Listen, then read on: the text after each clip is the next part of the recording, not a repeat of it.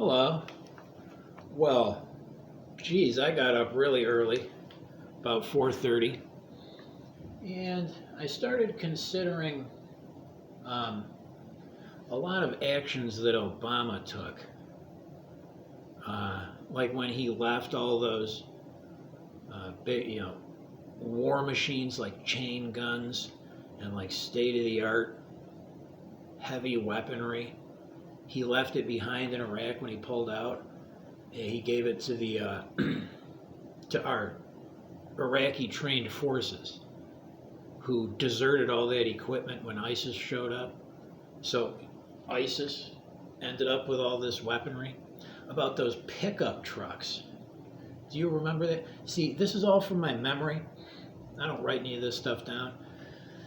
The pickup trucks, I believe they were Toyota pickup trucks that were sent to ISIS from America, I believe. I can't.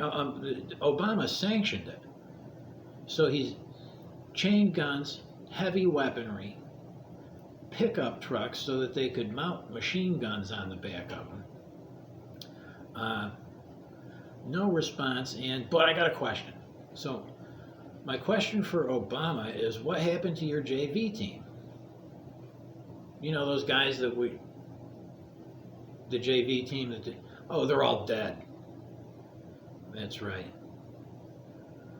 So that's good. And this whole election thing, Donald Trump, whether he wins or not, or whether Biden wins or not, this election with Biden cannot undo the 4 years of clobbering that the Democrats took.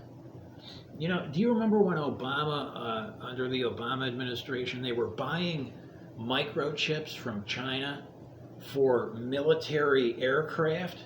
So China was making the microchips that control our military aircraft, and they ended up more than half of them just being pieces of plastic that were then inserted into the aircraft. About how Bin Laden, when Obama sent the Navy SEALs to kill Bin Laden, they did, and then mysteriously afterwards, all the Navy SEALs died in an accident with a helicopter. Bo Bergdahl, with he was the deserter who deserted the army and went and joined the Taliban for like 2 years, but his candy ass got tired of it, so he sent out a signal. They launched an operation to go rescue him. A few people died rescuing him, fighting the Taliban there. And it's like, well, prisoner swap, okay? Somehow a prisoner swap got, like, the Taliban said, we'll swap him, right? I don't know how all this went down. I can't really remember, but Obama said, "Oh, we're doing a prisoner swap," because he took what they wanted and he ran with the prisoner swap thing, and he released like 9 of the most dangerous terrorists in the world from Guantanamo Bay and sent them directly to Yemen, where Yemen guaranteed that these guys were, they're good guys anyways, and we'll watch them real close, and they'll kind of be on probation, and they definitely won't get back to the war on terror to kill more Americans. So he released 9 of the most dangerous terrorists in the world from Guantanamo Bay for one deserter. Okay. Oh man, there's so much more that I could get into. But my point is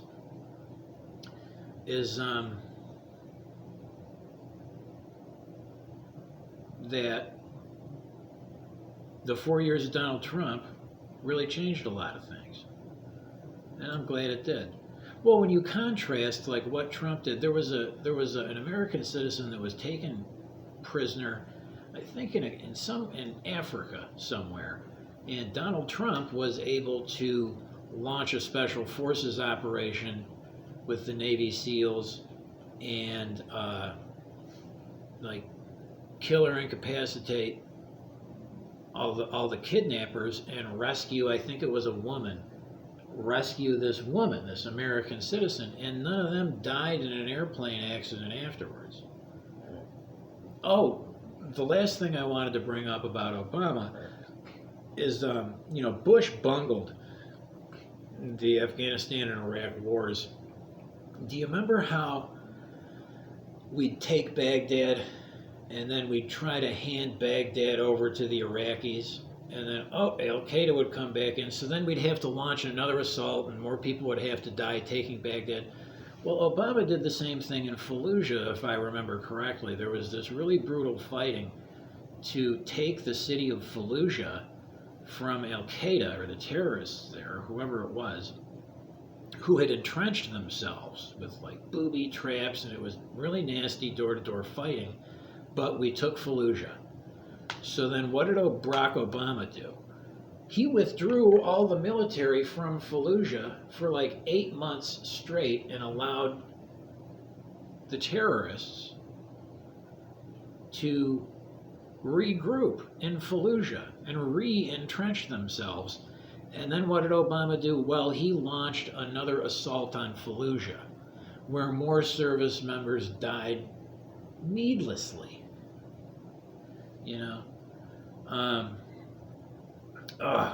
So I woke up today and I don't know where it started, with the whole like, wow, Barack Obama was the shittiest guy I think I've ever seen. He couldn't have been any worse as a president. And I could go on, but what I want to say is that Biden, with this election, I'm not. This is what I wanted to say. I've got so many things in my head. I think that I'm going to criticize Donald Trump here. So, spoiler alert, warning. You're going to hear a Donald Trump criticism, okay? And that's for all the Trump supporters that won't criticize him. Donald Trump, his biggest failure was not activating the American people, the conservative, the 71 or 3 million voters that he had in this election. He never reached out to us and like brought us in to a level that needed to be done. And they didn't that's the difference. The Democrats will activate a portion of their constituency. They will empower them, and so that they can activate them for when they need them. But the Republicans never did that. And when I looked at the DOJ and the FBI and the total corruption and lack of accountability, lack of any credible action on for crimes that really happened, while the FBI not picking up anything for 3 years because they're focusing on trying to get Donald Trump. When I saw that dragged on for so long with the outcomes that it had, I realized that the only way to combat that and stop that would be for Donald Trump specifically to kind of not put out a call to arms, but because it's not going to war, but kind of like that, hey, you might want to take a day off from work on November 3rd. He's talking about the mail-in ballots, but that's the solution. I think would have been to say, hey, if you're going to vote for me, if you're a Trump supporter, I don't care if you got to drive for 2 hours. I don't care if you got to miss a doctor appointment or a day of work. Take the 3rd off and go to observe the votes in your local Democrat stronghold, right? Because I see that one poll observer and a video of one guy in Philadelphia getting denied and pushed out by a group of Democrats. That wouldn't have happened if there was 100 Trump people. If it looked like a rally, even half of one of his rallies, none of that would have ever happened, right? It's like group up, like organize, um, like video proof of everything that had, get everything on video. Um, and I think that would have stalled the Democrats' obvious fraud sweep of the election. I don't think they'd have been able to get away with it the way they did if there were hordes of, conservative-minded people with their little magnifying glasses. Okay, and that's all I wanted to say, right there. There's more, but I don't know. I'm not thinking clearly. I got up too early. Oh, I'm going to keep going. So the Democrats, the Democrat Party, the thing that I don't get about the Democrats is let's take the Bernie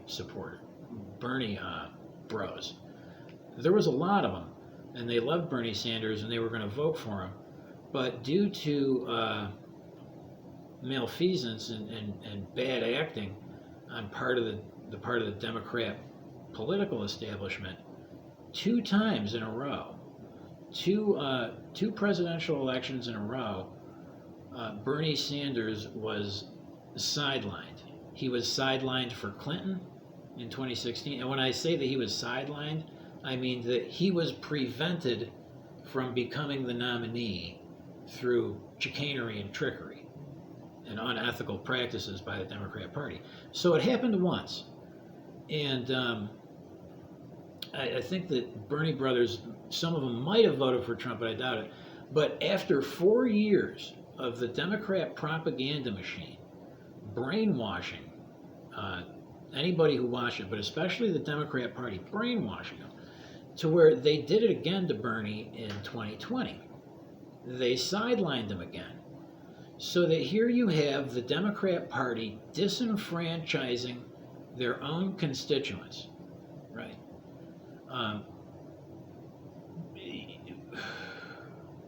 It's not that the Democrats disallowed Bernie brothers from voting.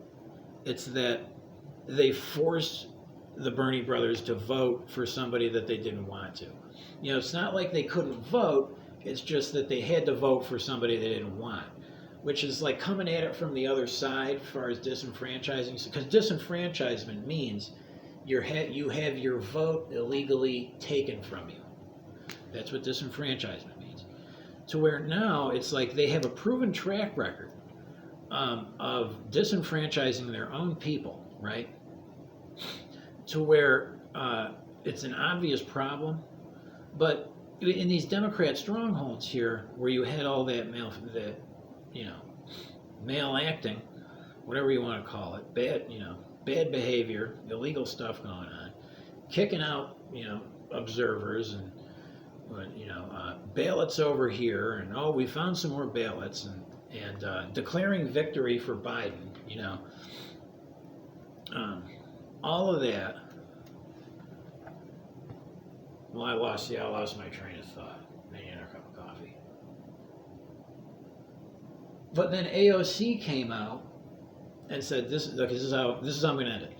AOC came out after the 2020 primaries where Bernie got screwed again and told the Bernie brothers, I don't care that you don't like Joe Biden. You're going to vote for Joe Biden because we have to beat Trump. And I think that worked. I think that after 4 years on the internet and in the cable news networks of propaganda, I think they'd been brainwashed to not be able to perceive that they had, like 2 wrongs don't make a right with that. Like you can't disenfranchise Bernie voters. Well, you can apparently. You can, if you're the Democrat Party, you can disenfranchise Bernie voters in 2016. You can do it again in 2020. And then you can turn around and shoehorn in a candidate they don't want and demand that they vote for him. And not have any problem with that whole process right? AOC doesn't know any better. She's an actress. But then at the same time, to where you have all these discrepancies and all these problems in like Philadelphia and Detroit and these Democrat stronghold cities, to where they're, the votes in these precincts are being disenfranchised, because they're going about the whole process wrong. So, the vote tally in these places is not accurate, right? So it's like, how many times, like, how stupid are the Democrats? I think that the Democrats are some of the stupidest people that this world has ever produced, but not all of them. I'd say 3/4 are so brainwashed and stupid that they refuse to question their establishment. But then the other 1/4 of them are on the take and corrupt, I don't know.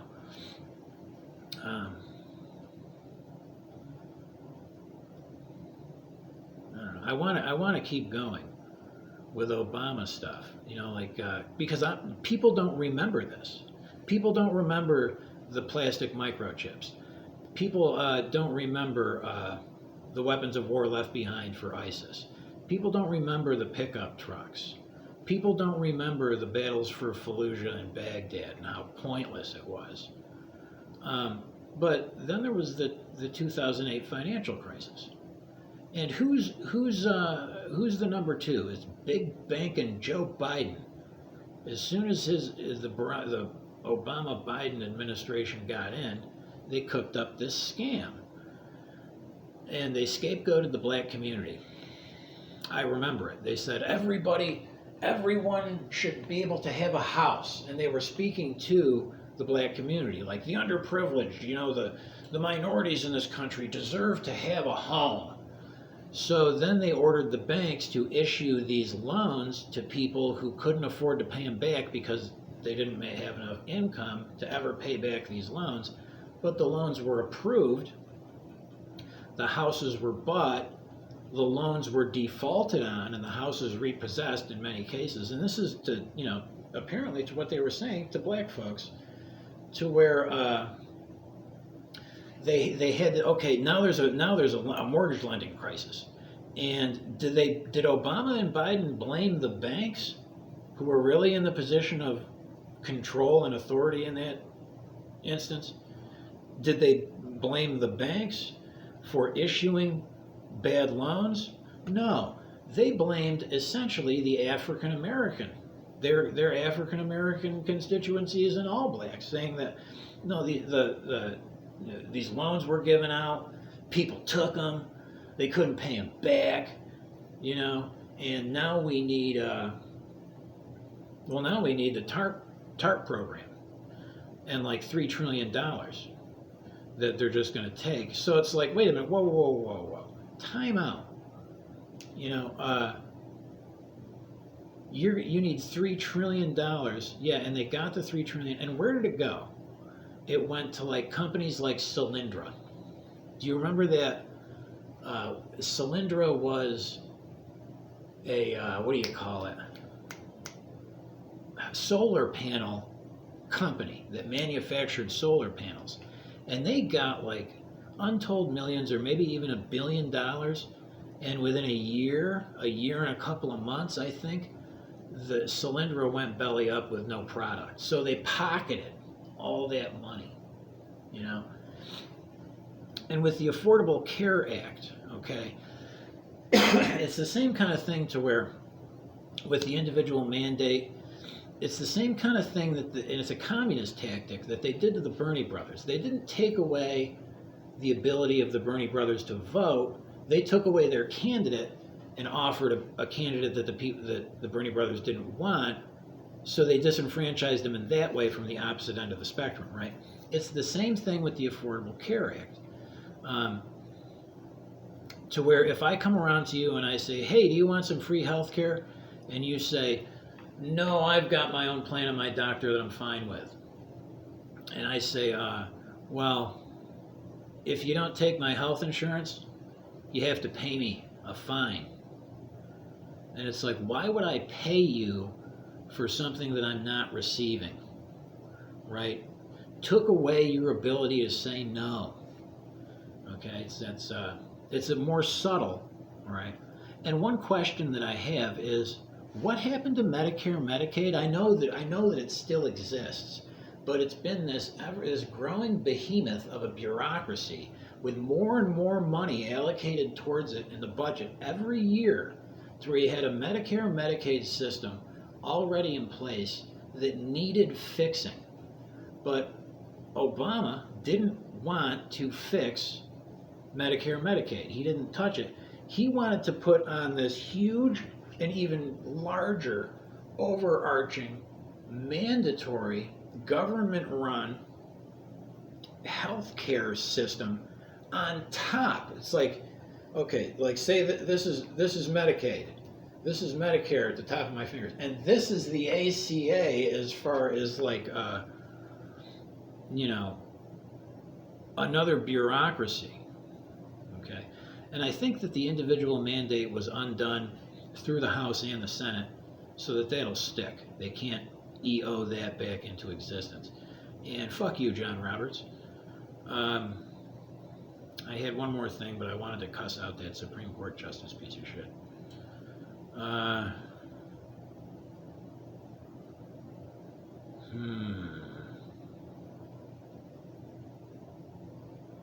I don't know.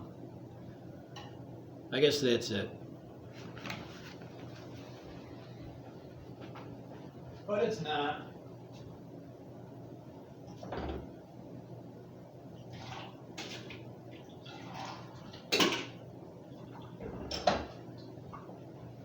It's not it.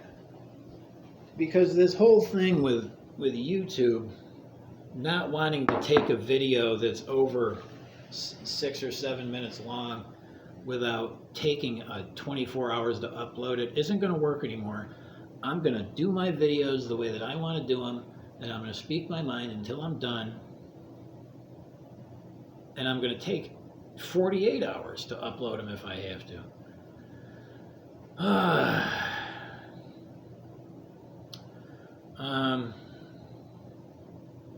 Oh, okay, my own personal experiences.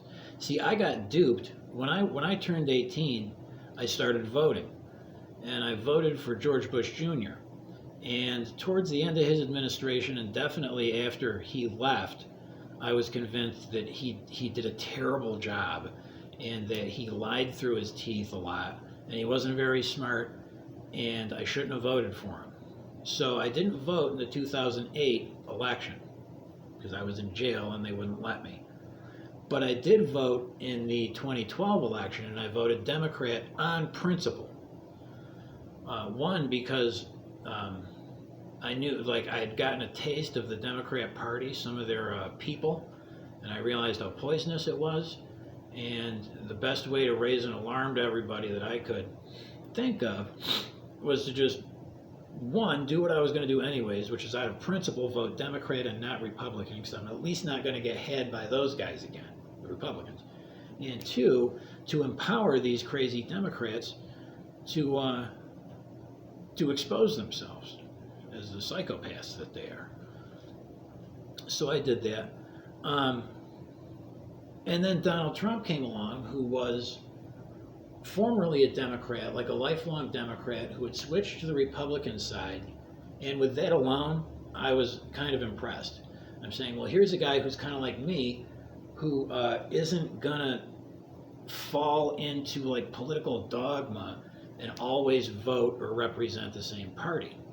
Okay, so I did vote for Donald Trump because he was the only candidate that wasn't part of that broken establishment system. Okay, and how I wonder if the Bernie brothers followed AOC's advice, because it's hard to resist the propaganda 24/7 about Trump's terrible and Trump's responsible for everything and this and that.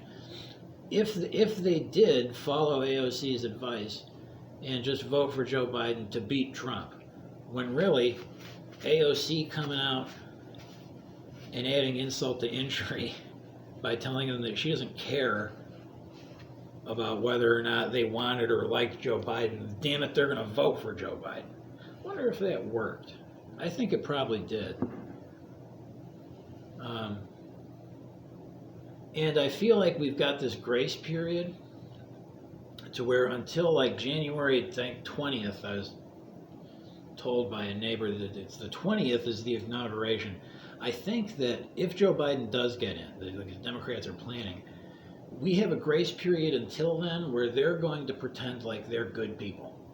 Like they're going to pretend like they're trustworthy and Americans again, and everything's going to be fine, and reach out a little bit and be nice, of course, until Biden gets until they get power, and then they're going to turn into monsters again. But this is the time that I'm taking to kind of bitch smack them and bring up all their failures and kind of call them sheep and be able to prove it with quotes from their own party, you know. But whatever happened to that one Bernie bro guy who said that Milwaukee was going to burn if Sanders didn't get in? They didn't burn Milwaukee, did they? I don't think so. I don't think they did.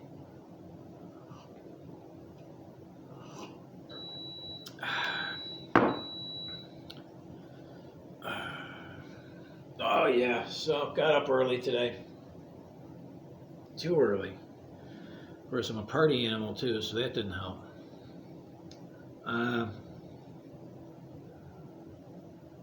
But what a refresher it's been.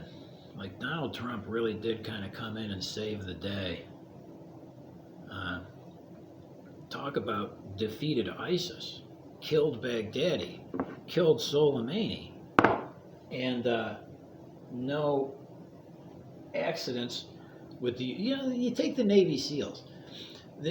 All the time and training that is spent by the military and the taxpayer in the country in building these individuals up so that they're Navy SEALs and like the best of the best, highly trained, they know their shit, they're good at what they do.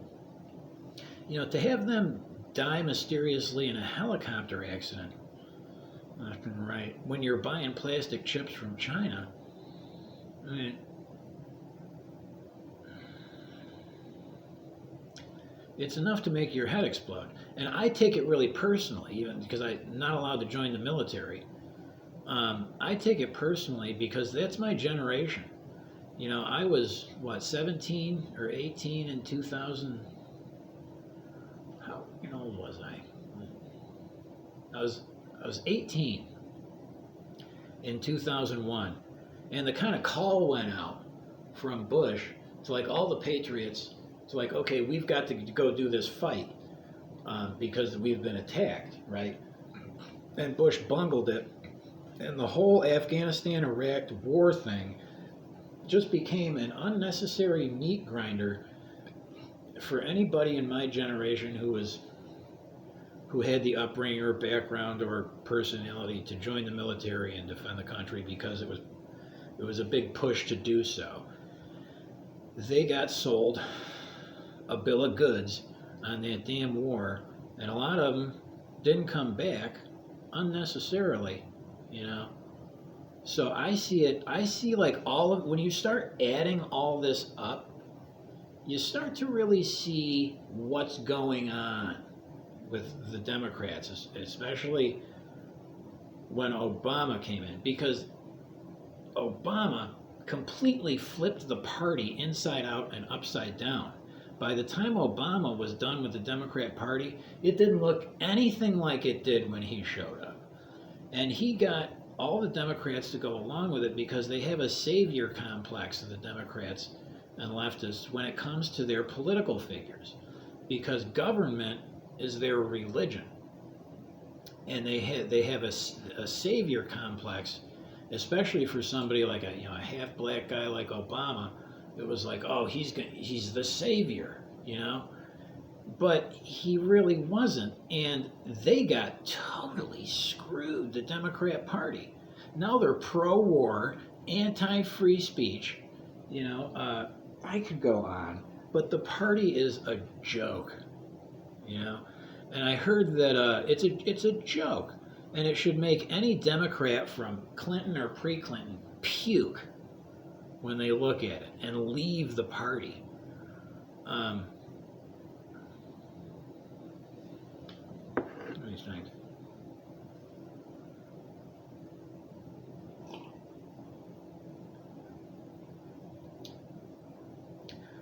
But so how they had this savior complex with Obama, and they couldn't see anything else. They refused to look at anything other than Obama is like Jesus to them.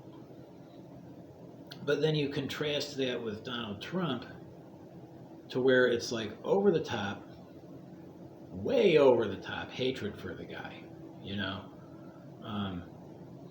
All the bullshit, the lockdowns, the riots, the Mueller investigation, Peter Fonda threatening Donald Trump's youngest son and then passing away.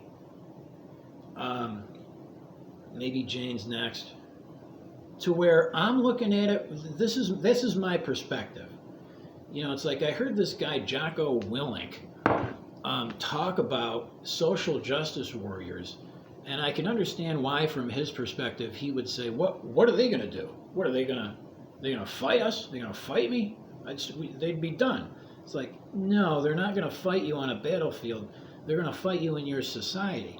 They're going to come at your institutions and all this, and they're going to end up killing through negligence. You know, manslaughter, really. Really, you could probably even get it all the way up to first-degree murder if you know that the Chinese are giving you plastic parts and shit. To where this is a real war. Like, Obama is the enemy, and he bamboozled the Democrats and flipped the party upside down, inside out, and they accepted that. To where,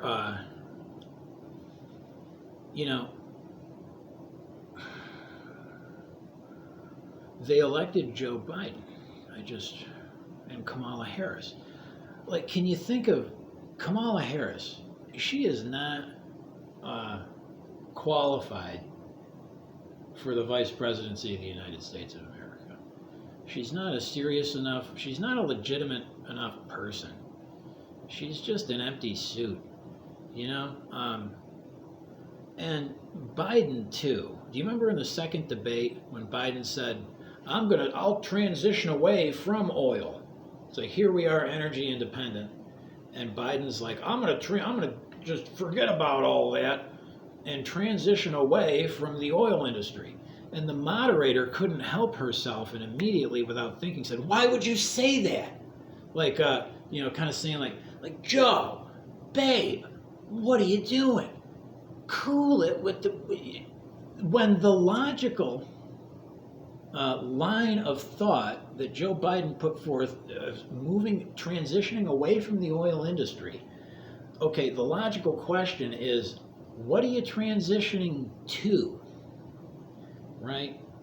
To where it's like, I don't think the savior complex is as strong with Biden because he's not as charismatic, but it still exists to the point where nobody's going to ask him that question. Like, the moderator is going to be more concerned with the fact that he just hurt his re-election chances, and she's such a supporter of him, that she's going to totally space out, and her bias will show, and she will forget to follow up with, what are you going to transition to? You know, because wind and solar don't cut it. Hey, it'd be great if believe me, if wind and solar could do it, I'd be all for it. But let's go back to Solyndra. Drop the ball there. It's to the point where they have to do, what do you call it? They're like subsidizing the solar panel industry by giving homeowners a discount on their energy bill if they pay up front for solar panels on their house. The idea is that you pay a lump sum in the beginning to get these solar panels installed, and they'll pay for themselves through a discount thing. And it's like, that doesn't sound like an effective power source to me. And you look at some of these uh, electric car charging stations, and they're run by an oil generator. I've seen proof of this. Somebody told me this, and I said, why? Why would anybody do that, right? Why wouldn't, if you were serious about the whole, oh, I don't know, why wouldn't you use solar panels or a wind farm to charge the electric pit stop thing for an electric car? I don't know. It's because they're not serious. They've never been serious. They're incompetent. Okay? And they don't know. Like, are you kidding me? But what's he going to transition to? Nothing. Nothing. That's the point. He doesn't. You don't have anywhere to go, really. So that really pisses me off. And it's to the point where it's like, okay, so you're going to try to murder like everybody in my generation, and the people that you can't murder from my generation that don't kowtow to you, you'll ostracize and pretty much, what do you call it? Not an exodus, but banishment. Banish me from society, and people like me who stand up, who have a spine and will stand up and disagree with you and mean it, and not want to be your friend and so on, to where I think some of the best people were scarred or killed in these wars in Afghanistan and Iraq, which kind of opened the door for the draft dodging, neighbor's wife fucking, thieving, lying coward to thrive in this country. And that's where a lot of the Democrat people come from, that angle, that kind of history.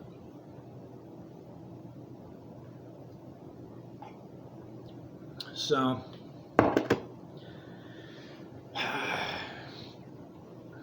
yeah. I don't want to go, but I have to.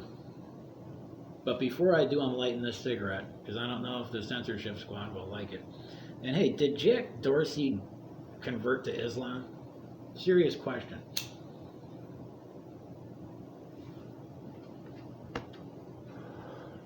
Because that beard is just Trey Muslim. Very Muslim looking.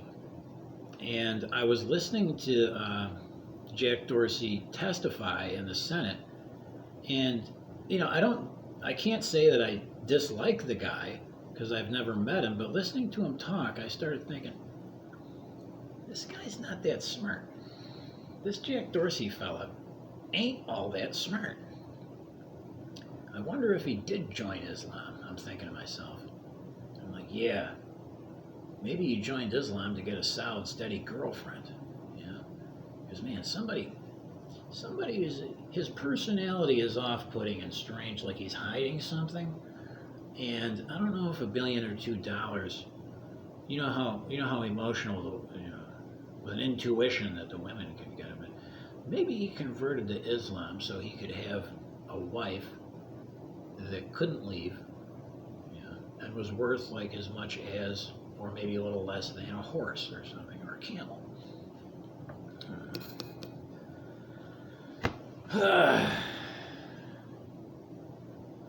So I'm still waiting for things to change. I got really tired about the FBI and the witch hunt, and the DOJ never lifting a finger to do like anything. Jeff Sessions and then Bill Barr have both been totally useless. Like, where's the Durham report? The Durham report is right next to the Mandalay Bay report that doesn't exist, and you're never going to see it because it was a lie. To where I really wish Donald Trump would have, because I would have answered that call if he'd have said, you know what, I need the American people. Donald Trump should have said that. I need the American people. I need you to help me out. I need you to come to Washington and organize, maybe cut somebody a check. I don't know how the Democrats do it, but they pay an organizer and get people grouping together on the conservative side. They do it at rallies, and they did it in D.C. like a week ago or so. But you have to have more of that, because I'm pretty sure that like harassing somebody's family, like going to Ron Paul's house and like harassing him and telling him or Tucker Carlson and like attacking his house when his wife's in there alone. That kind of shit would stop.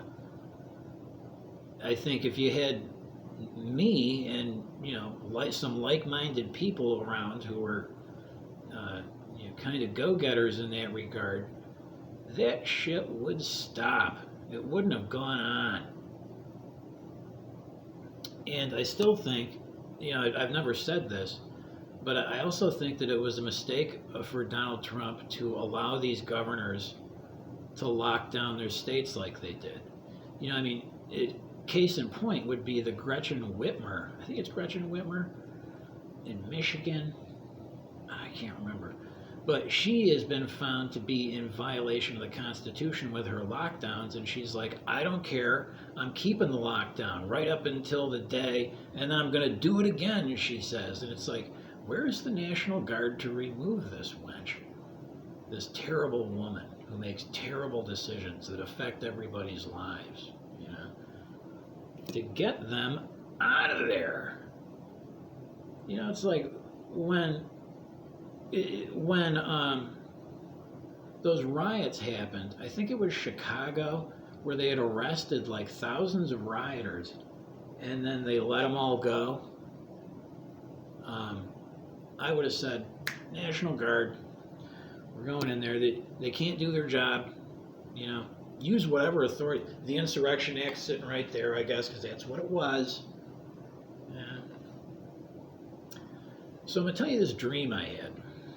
I'll tell you two of my dreams before I go. I dream a lot.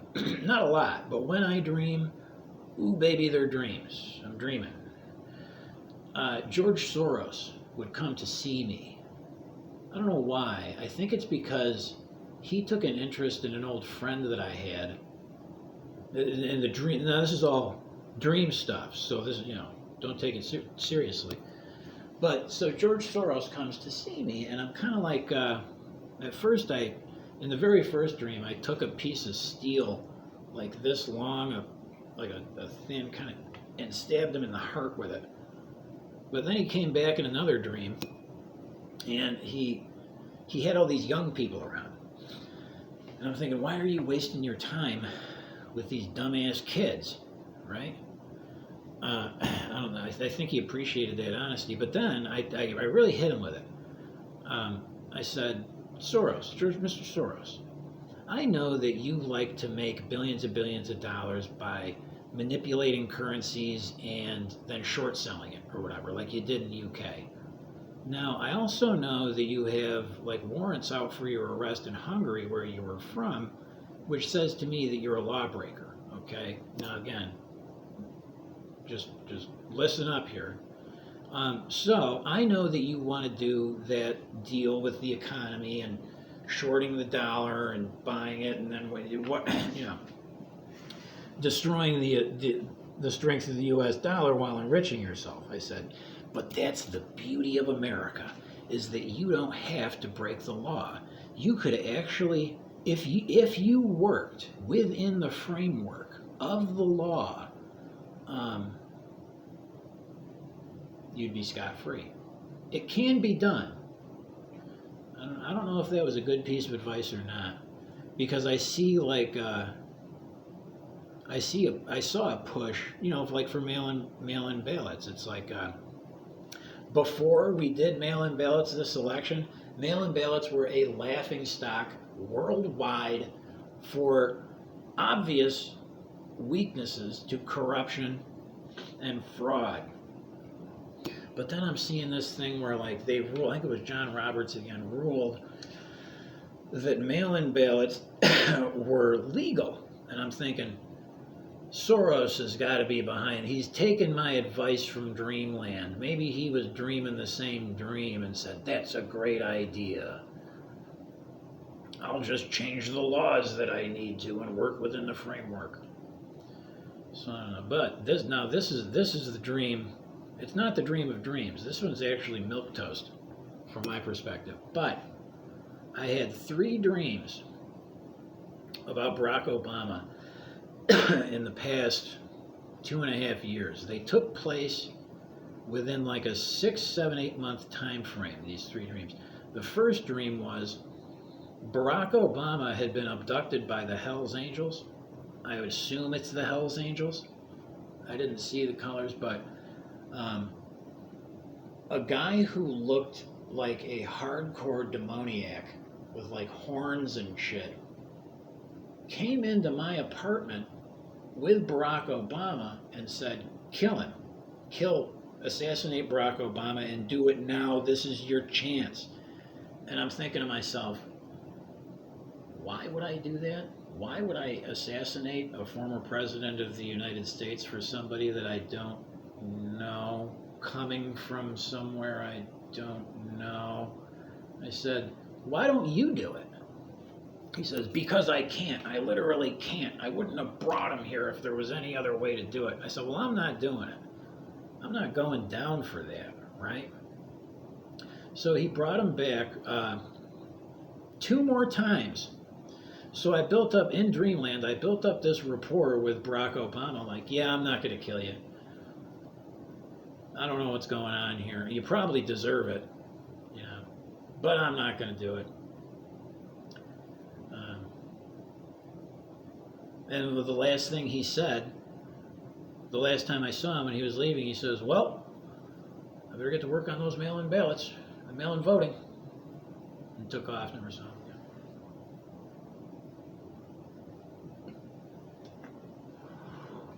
So now you know kind of most of everything that I had been bitching about for about 45 minutes to an hour. Heretofore when you started watching. So have a good day. Don't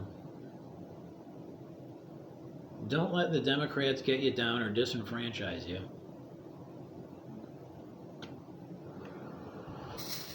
Don't kill former presidents of the United States. Work within the framework of the law. Okay, I'm done.